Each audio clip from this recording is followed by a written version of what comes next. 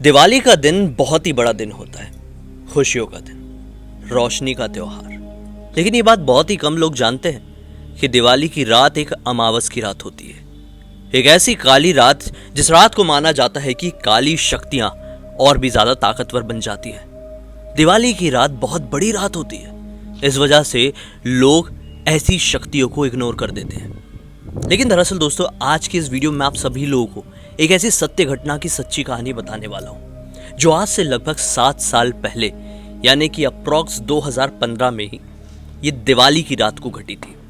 दरअसल दो बहुत ही घनिष्ठ दोस्त हुआ करते थे, बहुत ही बेस्ट वाले फ्रेंड। एक का नाम था सूरज और एक का नाम था चंदन। सूरज स्वभाव में बहुत ही ज्यादा नेक, सीधा साधा, नेक इन द सेंस लोगों की भलाई करता था, जानवरों की सेवा करता था, बड़ों की आदर करता था।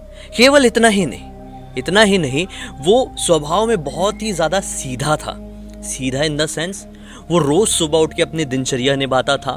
सुबह सुबह नहा लेता था, पूजा पाठ करता था, घर के सारे काम करता था।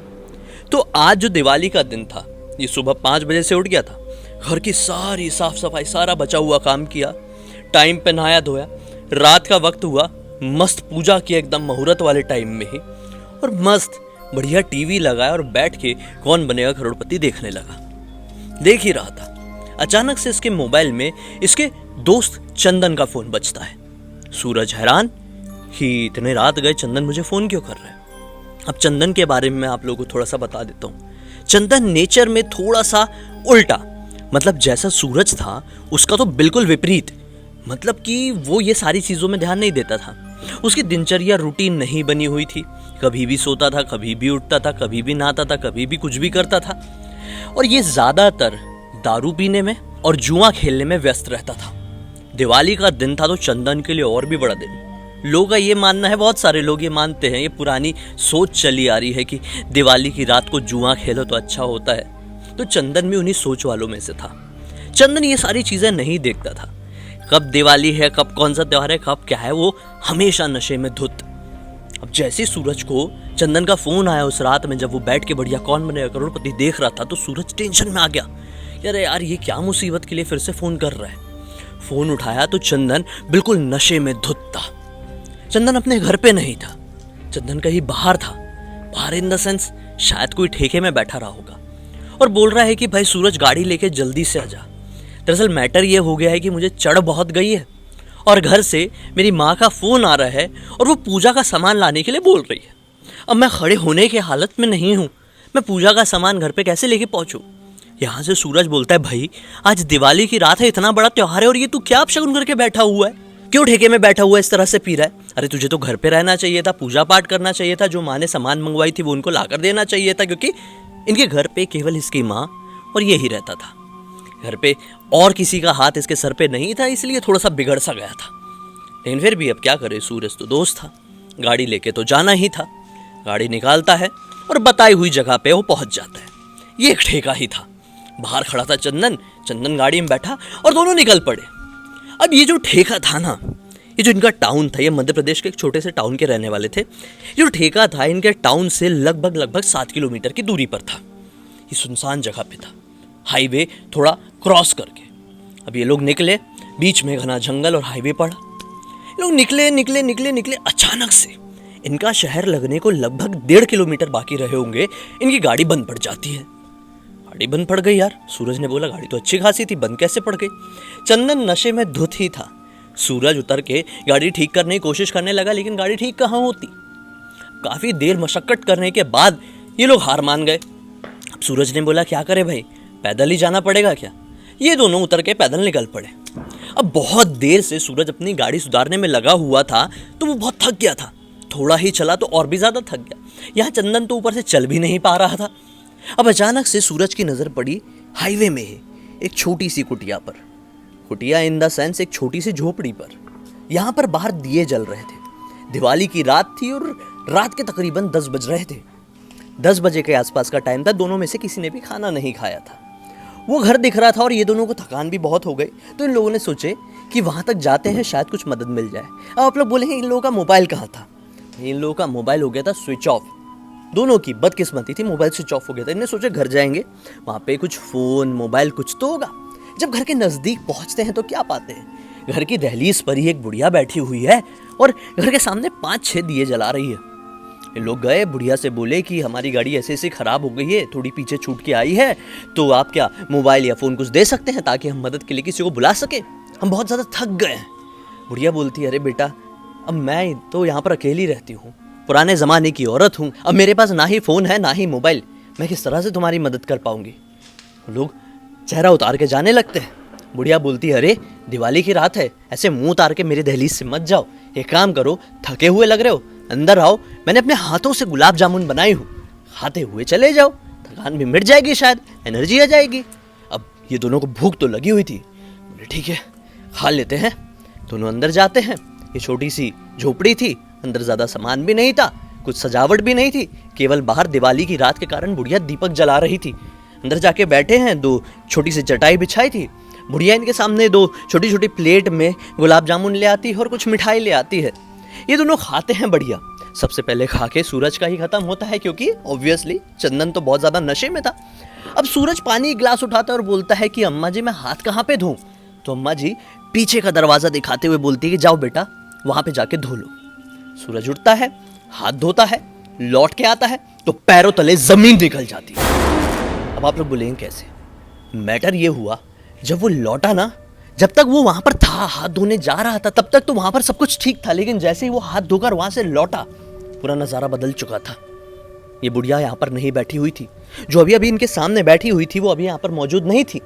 उसका दोस्त जो कि नॉर्मली बैठ के खा रहा था, उसका शरीर पूरी तरह से पीला पड़ चुका था, मानो कि उसके शरीर में कोई खून ही ना बचा हो। आंखें बड़ी बड़ी फट गई और मुंह इस तरह से कुछ खुला हुआ था। इसका ये नज़ारा देखकर सूरज बहुत ज़्यादा डर गया। सोचा ये क्या हुआ, ये घर भी इतना ज़्यादा बड़ा नहीं है। और वो देखने की कोशिश किया कि कहीं बुढ़िया बाहर तो नहीं भाग गई है। नज़र घुमाया तो क्या पाता है, जो मेन डोर था वो तो अंदर से ही बंद था, बाहर वाला जहाँ पे वो हाथ धो के आया था वो वाला डोर भी बंद था। सोचा बुढ़िया गई तो गई कहाँ। नज़र घुमा के कोशिश किया लेकिन कहीं भी नहीं दिखी। इसने सोचा कि यहाँ से निकलता हूँ, चीखता हूँ, चिल्लाता हूँ, मेरे दोस्त को क्या हो गया, कोई आएगा बचाने के लिए। ये बाहर निकला, जोर से चिल्लाऊंगा सोचा, दरवाज़ा खोलने ही गया है लेकिन दरवाज़ा तो खुला ही नहीं, भले ही अंदर से बंद था। अंदर से जो बंद था उसकी कुंडी हटाया, फिर खोलने की कोशिश किया तो दरवाज़ा खुला नहीं। दूसरे दरवाजे की तरफ भागा, उसको भी खोलने की कोशिश किया तो दरवाज़ा खुला ही नहीं। मानो कि किसी ने दरवाज़ा अंदर से ही बंद कर दिया था, किसी ने दरवाज़ा बाहर से ही बंद कर दिया था। बुढ़िया कहाँ गई कुछ समझ में ही नहीं आ रहा था। इस घर से निकलने की कोई और खिड़की भी नहीं थी और इसके दोस्त को क्या हो गया था।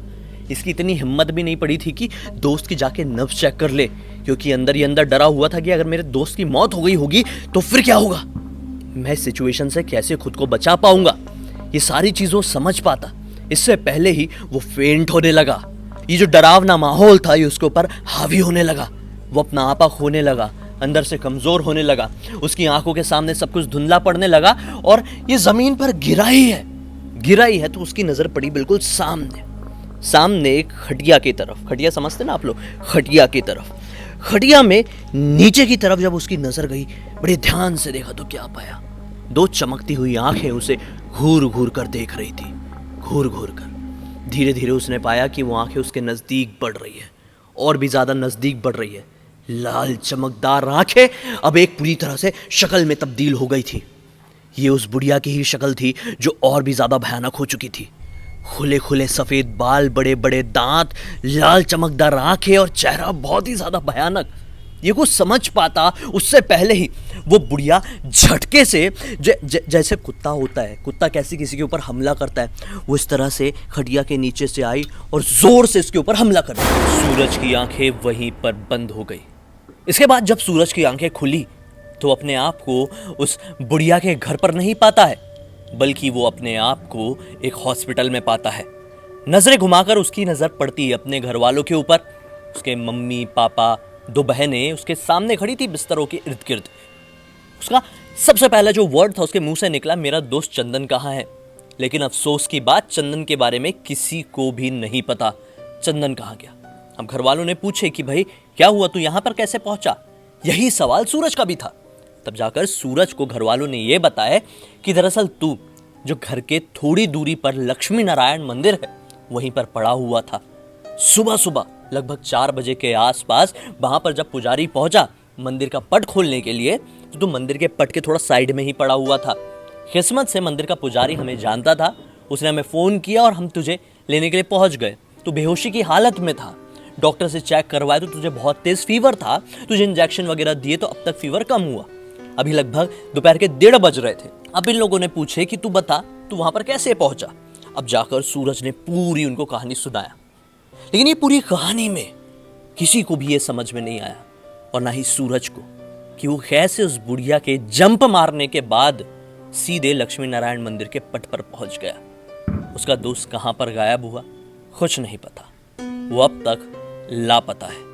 उसकी मौत हो गई, जमीन खा गया, आसमान निगल गया, वो कहां गायब हो गया किसी को कुछ नहीं पता।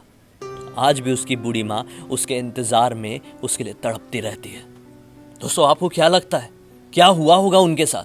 मुझे यकीन है कि पूरी की पूरी कहानी, पूरा का पूरा वीडियो सूरज अभी देख रहा होगा। ऑब्वियसली नाम बदला हूं, प्राइवेसी मेंटेन रहे इसलिए। लेकिन सूरज, मुझे यकीन है कि आप ये वीडियो देख ही रहे होंगे और आप अपने इतने सालों से दबे हुए सवालों के जवाब कमेंट सेक्शन में ढूंढ ही लेंगे।